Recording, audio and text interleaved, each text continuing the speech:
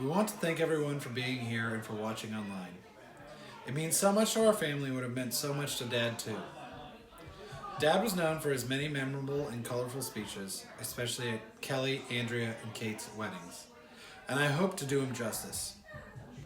While at first I was selfishly upset that he'll never get to see me get married or become a father and deliver one of these epic speeches for me, I was able to connect with him this last week and feel more at peace with this.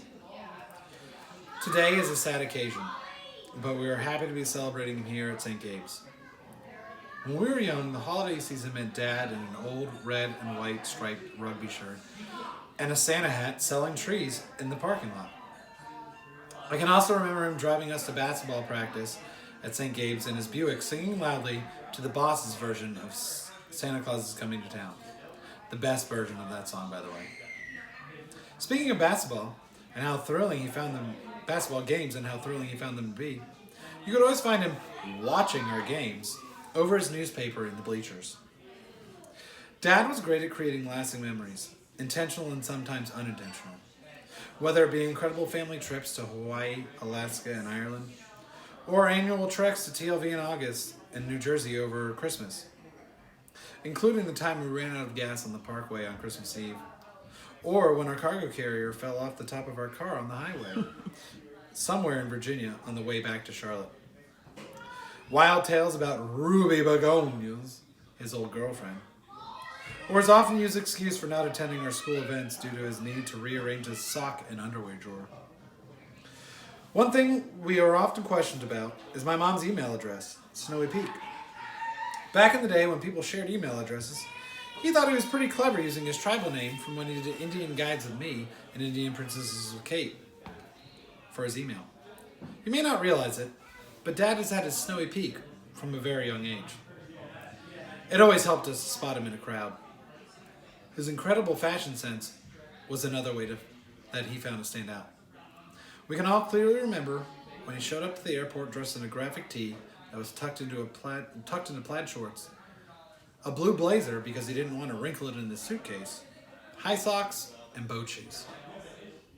He took all the stares, smiles, and laughter from strangers as a compliment. Have no doubt, we were quick to burst his bubble and let him know that he looked absolutely ridiculous. But that's what family is for, right? He taught us many lessons that will live on through us and our children.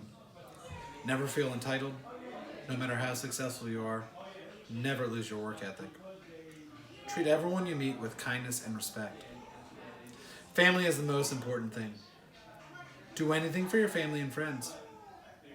If your favorite sports team is losing, yelling at the TV like a madman may just swing the game in your favor. I've become pretty good at that one. This has been an incredibly long and hard year for our family and everyone around the world. One bright spot, however, has been the interactions on social media and the Caring Bridge site. Dad was incredibly humbled to read all of your messages and comments. An overwhelming amount of people shared how great of a listener my dad was.